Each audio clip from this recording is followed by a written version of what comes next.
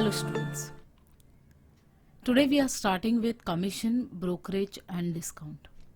In this we are going to study commission, brokerage, trade discount, cash discount, and then we'll continue with exercise 1.1. Before we start with the topic, we are going to see some terminologies. So the first terminology is principal. Now here the principal refers to an individual party or parties participating in the transaction. So यहाँ पे ये जो principal word है, that means either a person or a party or a company and that is going to participate in the transaction. Agents. When transactions like sales, purchase, auction, etc. are done through some middlemen, these middlemen are called as agents. Next is commission. The charge is paid to an agent for doing the work on behalf of the principal is called as a commission. Now let us take an example. Now you might have seen LIC, right? अब LIC ये company है, right? So here this LIC company is a principal, right? अब ये क्या करता है, अपने जितने भी पॉलिसीज है ये सेल करने के लिए खुद तो नहीं जाता, ये क्या करते हैं, दे अपॉइंट सम पर्सन्स, और वो क्या करते हैं, ये जो पर्सन्स जो सेल करते हैं हमारे policies for the LICs, they are called as the agent, and to sell this policies they are going to get some commission, उनको कुछ पैसे मिलते हैं ये करने के लिए. So that are called, that whatever money they get for selling the policies, that is called as a commission. Now this commission or the remuneration paid to an agent is generally fixed as some percentage of the value of the transaction. अब यहाँ पे क्या है, जितना भी ये लोग cell करते हैं, जो सेल करेंगे उसके परसेंटेज के हिसाब से उनको कमीशन मिलेगा. Okay, and this commission is fixed. Now there are different types of agents. Let's see. Following are the different types of agents, name according to their specializations. The first one is a very common, that is commission agent. Commission agent is a person who buys or sells on behalf of his principal and gets commission for his service. जैसे अभी हमने देखा LIC agents, right? So ये क्या करते हैं, commission के लिए काम करते हैं, जितना सेल करेंगे उसके हिसाब से उनको मिलता है उसका remuneration, and that remuneration is called as the commission. So here that person is going to do the work on behalf of the company, so that is why they are called as the commission agent on fixed amount. Next is broker. A broker is an agent who brings together the buyer and the seller for the purpose of purchase and sale. This commission is called as the brokerage and is charged to both the parties. अब आपने देखा होगा, अगर कोई flat cell करना है या दुकान सेल करना है तो जिसको सेल करना होता है वो डायरेक्टली ढूंढता नहीं रहता है कि किसको बाय करना है, वो क्या करता है, एक ब्रोकर के पास जाता है और ब्रोकर को बता देता है कि ये मुझे सेल करना है, and this broker also knows who wants to buy. तो ये ब्रोकर क्या करता है, ये दोनों को मिलाता है और वो ट्रांजैक्शन कंप्लीट करता है, and for doing that he is going to charge, ये दोनों पार्टीज को चार्ज करता है, सेलर को भी चार्ज करता है और बायर को भी चार्ज करता है, and whatever the commission he is charging that is called as the brokerage. Next is auctioneer. An auctioneer is an agent who sells good by auction. He sells goods to the highest bidder. Many a times the name of the principal is not disclosed in the transaction. अब ये ज्यादातर होता है अगर कोई bank का किस्त नहीं भर सकता है तो उनका जो फ्लैट है या गाड़ी है जो भी है वो लेके जाते हैं और उसको ऑक्शन में सेल करते हैं, या फिर हो सकता है कि म्यूजियम के कोई मूर्तियां है उसको जो ऑक्शन में सेल करते हैं. All big big things are done by auctioning. अब ये क्या करता है, ये क्या करेगा, जो भी सबसे ज्यादा बोली लगाता है उसको वो सेल कर देता है, जो भी उसके पास गुड्स है. ओके और बहुत बार तो ऐसा होता है कि जिसका भी वो गुड्स है उसका नाम नहीं पता चलता कि किसका है, so the name is not disclosed, and here this auctioneers are going to get the commission. Okay, next is called as the factor. A factor is an agent who is given the position of goods and enter a contract for the sale in his or her name. अब ज्यादातर क्या होता है, small scales में ये ज्यादा work करता है, राइट। यहाँ पे क्या होता है, मैन्युफैक्चरर है, वो प्रोडक्ट्स बनाता है लेकिन उसके पास नाम नहीं होता, तो वो क्या करते हैं, they look at the agents, right. So ये एजेंट्स क्या करते हैं, वो जो प्रोडक्ट है वो अपने हिसाब से ले लेते हैं और अपने नाम पे उसको सेल करते हैं। Okay, so he enters in the contract in his name, वो खुद के नाम के अंदर वो सेल के लिए तैयार हो जाता है, and then for that also they are going to get the commission. Next is Del Carde agent. So Del Carde agent gives guarantee to his principal that the party to whom he or she sells the goods will pay the sale price of the goods. If a buyer is unable to pay after the transaction is completed, a Del Carde agent is liable for the payment. अब ये कैसा agent है, ये क्या करता है, ये लेता है गारंटी दैट जो भी वो आइटम ने सेल किया हुआ है या what ever is the goods that is selling, right, और जिसने बाय किया है, अगर ये बायर जो है वो अगर पैसे देने में कामयाब नहीं हुआ तो वो क्या करेगा, ये डेल कार्डे एजेंट उसका गारंटी लेता है कि अगर ये बायर ने उसको पैसे नहीं दिए तो वो खुद भरेगा करके। So for that he is going to charge extra commission, so that commission is also known as del carde commission. So he is going to take the responsibility कि जो भी ट्रांजैक्शन हो रहा है वो कंप्लीट होगा ही, अगर वो कंप्लीट नहीं हुआ then he is going to pay for that liability. Next is trade discount and cash discount. Now discount तो आपको मालूम ही है, discount is the reduction in the price of an article allowed by the seller to the purchaser. It is generally express in terms of percentage. आप जहां पे भी cell रहता है तो वहां पे डिस्काउंट रहता है, so that is what you know कि कितना परसेंटेज डिस्काउंट है. अगर कुछ प्रोडक्ट है 100 रुपीज का है, अगर उसके ऊपर अगर 20% डिस्काउंट दे दिया तो वो 80 रुपए में मिलता है. So that is called as the discount. So you are going to get some discount. Now there are two types of discount. What are those? The first one is called as the trade discount. Trade discount is allowed by one trader to another. It is given on the catalog price, list price or the market price of the goods. अब ये trade discount क्या है? जो भी उसका market price रहता है, suppose you are going to buy a T shirt, वो टी शर्ट का अगर मार्केट प्राइस या फिर कैटलॉग प्राइस अगर से 200 रुपीज है, okay, then he is going to give some discount on that 200 rupees and that discount is called as the trade discount. Now this is on the list price, जो भी उसका market का value है, जो भी उसके catalogue का price है, उसके ऊपर ये डिस्काउंट देगा, then it is called as a trade discount. The next discount is the cash discount. Now cash discount is allowed in consideration of ready cash payment. अगर कैश हम डायरेक्टली भर रहे हैं तो उसके ऊपर भी आपको डिस्काउंट मिलता है, then that is called as the cash discount. The buyer may be allowed both these discounts. In such a case, the trade discount is first calculated on the catalog or the list price. The cash discount is then calculated on the price obtained after reducting the trade discount from the list price. Let's take an example. Just now we have taken an example of t-shirt, right? आप 200 रुपए का t-shirt buy करने, let's take 1000 rupees t-shirt, okay?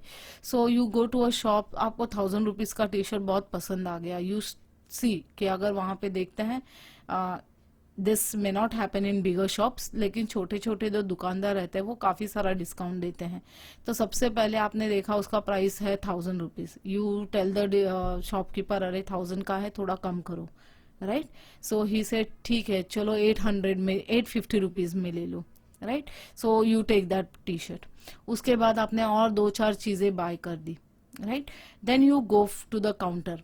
Counter पे जाने के बाद suppose आपने जो भी लिया हुआ है उसका प्राइस हो गया से 5980 रुपीज हो गया उसका प्राइस, ओके? ये आपका पहला डिस्काउंट लेने के बाद इतना आपका बिल बना. आप बोलते हो क्या इतना बड़ा बिल हो गया, 80 रुपया तो कम करो, तो 80 रुपया कम कर दिया तो आपको मिलता है 5900, राइट तो पहले तो आपको वहां पे 150 रुपीज डिस्काउंट मिला था, आपने वापस यहाँ पे भी 80 रुपीज का डिस्काउंट लिया, तो ये जो 150 रुपीज का पहला डिस्काउंट लिया है इसको हम बोलते हैं trade discount.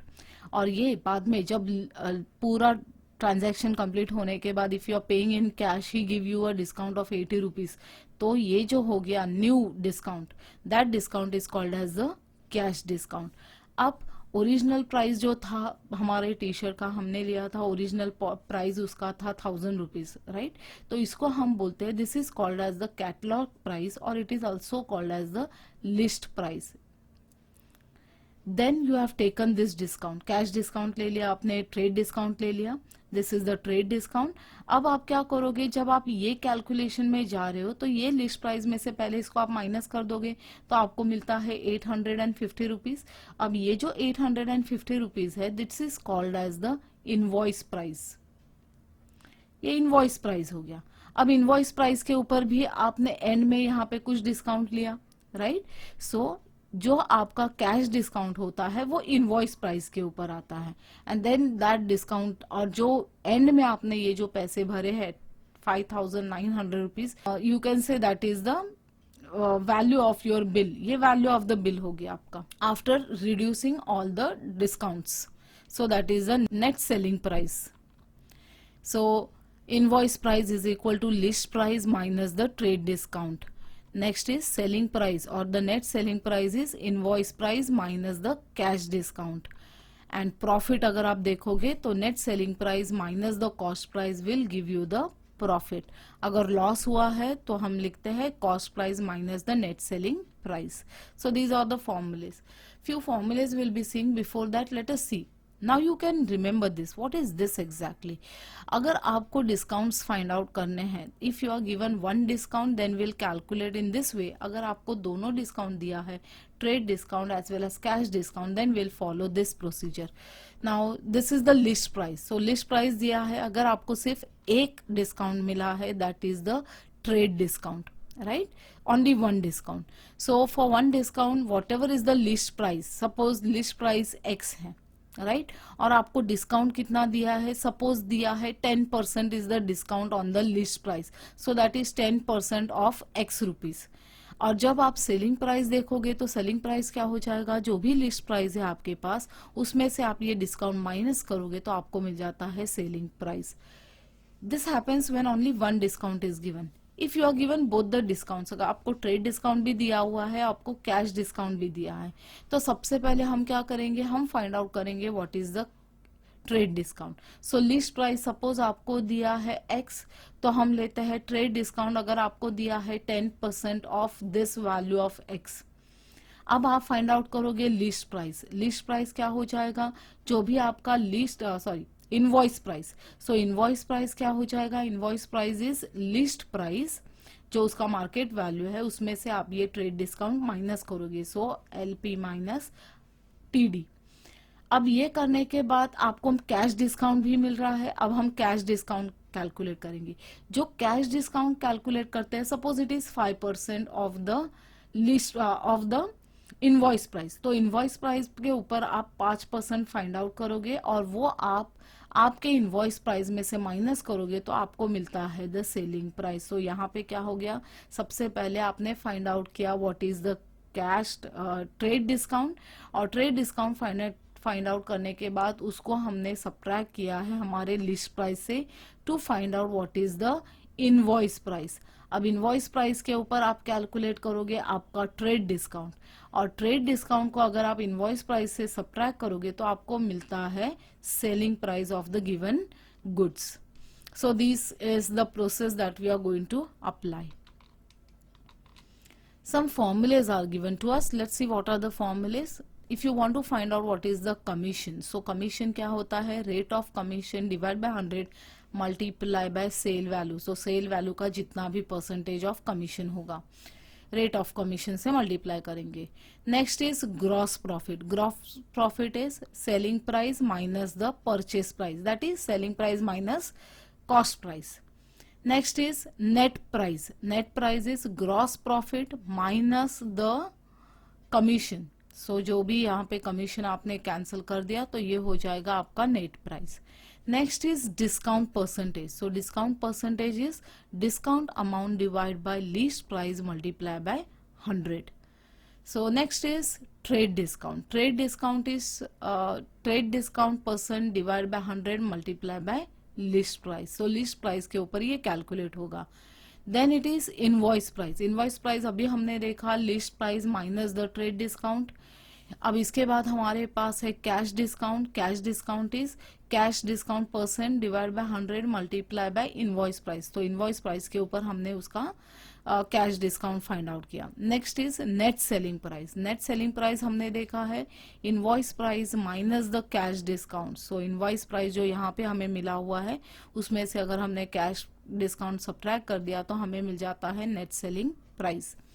Next is profit. Profit is profit amount divided by cost price multiplied by 100. So this is profit percentage. Next is net selling price. Net selling price is cost price plus profit.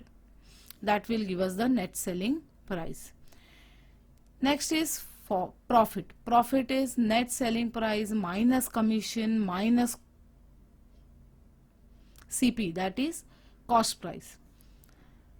Next is one more formula for the profit, that is list price minus discount minus commission minus CP. तो जब हम ये use करेंगे examples में तो आपको पता चलेगा ये कैसे हम यूज करेंगे. Next is loss. Loss is cost price minus the selling price. So these are the few formulas you should remember.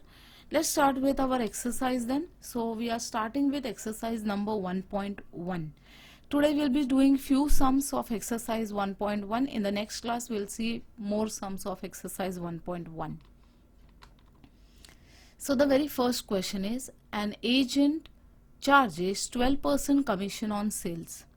What does he earn if the total sale amount to rupees 48,000 and what does the seller get? So अब ये हमें find out करना है what is the agent commission we will find out and how much is the seller is going to get after giving the commission. So let's take down what is given to us. So we are given the rate of commission is 12%. So 12% commission हमें यहाँ पे दिया हुआ है. Next we are also given the total sale price. Total sale price कितना दिया है 48,000. So we are given 48,000 is the total sale. हमें चाहिए है commission. So agents commission at 12% is equal to 48,000 का 12% निकालेंगे तो ये होता है 48,000 multiply by 12 by 100. So that value comes out to be 5760, 5760. अब ये तो हो गया एजेंट का कमीशन. सो टोटल सेल तो इतना था, उसमें से अगर हमने कमीशन निकाल दिया तो हमें मिलेगा कि सेलर को कितने रुपीज मिले. So now merchant is going to receive 48,000 minus 5,760. So that is 42,240 rupees and that is the answer. Done. आपको सिर्फ देखना था कितना कमीशन मिला और ये सेलर को कितना रुपीज में ये सेल करने के बाद मिला है. Let's take another example. The next example is, a salesman receives 3% commission on the sales up to rupees 50,000 and 4% commission on the sales over 50,000. Find his total income on the sale of rupees 2 lakhs. अब ये question को वापस से एक बार देखते हैं. We are given that this salesman is going to get 3% commission. इसको 3% commission मिलता है अगर इसने सेल किया है up to 50,000. 50,000 तक अगर सेल वैल्यू है इसका तो उसको 3% commission मिलेगा. And 4% commission over the sale of rupees 50,000. मतलब 50,000 के ऊपर जितना भी ये सेल करेगा उसके ऊपर उसको कितना कमीशन मिलेगा तो 4% कमीशन मिलेगा. Now we want to find out what is his total income when he is going to do the sale of rupees 2 lakhs. So let's take down whatever things are given to us. So here the total sale value is 2 lakhs. सबसे पहले हमें पता है the commission at 3% on the total sale up to 50,000. So 50,000 के ऊपर उसको 3% cell commission मिलने वाला है. So that comes out to be 50,000 multiply by 3/100 which is equal to rupees 1,500. अब ये तो हो गया ये 50,000 रुपीज के लिए. बट 2 लाख तो 50,000 से ज्यादा है, सो हमें देखना है अब उसके ऊपर के लिए उसको कितना कमीशन मिलेगा. So sales exceeding ₹50,000 is 2 lakhs minus 50,000, that is 1,50,000. तो ये जो 1,50,000 है ये इसका एक्स्ट्रा सेल है. अब ये एक्स्ट्रा सेल के ऊपर इसको कितना परसेंट कमीशन मिल रहा है? 4% कमीशन मिल रहा है. So we can say commission at the rate 4% on sale, excess sale is equal to 1,50,000 multiplied by 4 upon 100, that comes out to be ₹6,000. अब हमें चाहिए है total income. So total income on the sale is equal to ये 1,500 plus 6,000, so that is 7,500. सो उसको total income कितना मिला है? तो 7,500. I hope you have understood this sum. Let's take another question. Next is Ms. Saraswati was paid ₹88,000 as commission on sales of computers at the rate of 12.5%. If the price of each computer was ₹32,000, how many computer did she sell? अब हमें क्या दिया है? This Ms. Saraswati has taken a commission of 88,000. उसको कितना commission मिला है? तो 88,000 का मिला है. अब इसको किससे मिला है? तो कंप्यूटर सेल करने की वजह से. और हमें क्या दिया हुआ है? उसका रेट ऑफ कमीशन कितना है? तो 12.5 is the rate of commission. और हमें दिया है एक कंप्यूटर का प्राइस. एक कंप्यूटर का प्राइस कितना है? 32,000. And we want to see how many computer she has sold. So let's see. The price of each computer is given as 32,000. तो हम देखते हैं the rate of commission is also given as 12.5%. ये दोनों चीजें दिया हुआ है हमें. Now we can find out commission on one computer. तो एक कंप्यूटर के ऊपर कमीशन कितना हो जाएगा? तो 32,000 multiplied by 12.5 divided by 100. So that comes out to be 4,000. तो एक कंप्यूटर के ऊपर उसको कितना मिला है कमीशन? 4,000. बट उसका टोटल कमीशन कितना है? She has taken a commission of ₹88,000. So total commission earned is equal to ₹88,000, which is given to us. So number of total computers sold is equal to total commission divided by commission on each computer. तो पूरा जो commission है उसको हम each computer के commission से divide करेंगे तो हो जाता है 88,000 divided by 4,000, that is equal to 22. So she has sold only 22 computers. Let's take another question. Now this is sum number 4. Anita is allowed 6.5% commission on the sales made by her plus a bonus of 0.5% on the sale over 20,000. If her total commission amounts to ₹3,400, find the sales made by her. अब हमें sales नहीं दिया है, sales find out करना है. हमें उसका commission दिया हुआ है, रेट ऑफ कमीशन दिया हुआ है. सो this Anita is given a commission of 6.5%, whatever sales she does. Okay. And plus she is going to get 0.5% commission over the sale of ₹20,000. Now we want to find out how much sale she has done when she has taken a commission of ₹3,400. So let's see in the solution. Let the total sale be ₹X. तो हम लेते हैं X is the total sale. अब ये X के ऊपर उसको पहले कितना कमीशन मिला है? तो 6.5% मिला हुआ है. सो commission at the rate 6.5% on the total cell is X multiplied by 6.5 divided by 100. So that is equal to 6.5X divided by 100.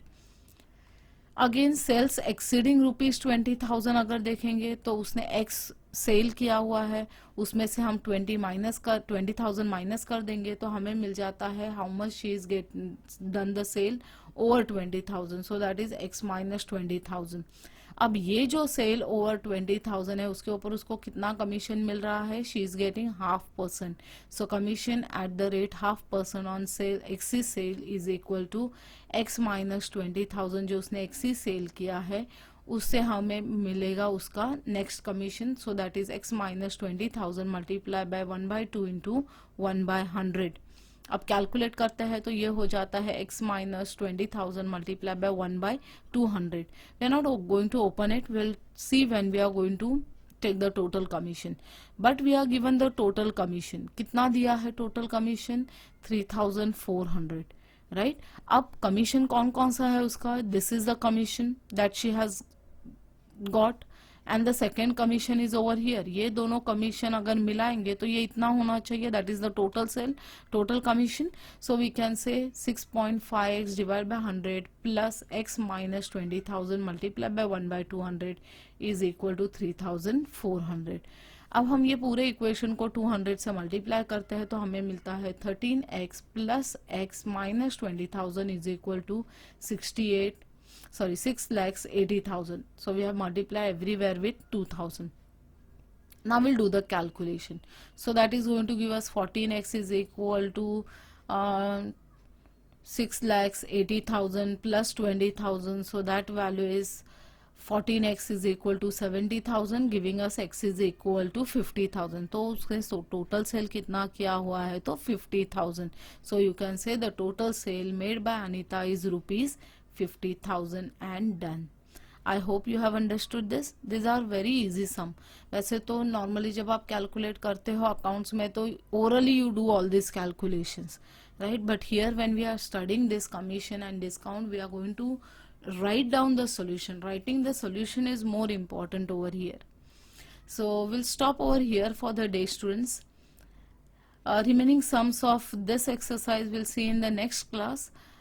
Have a nice day and thank you.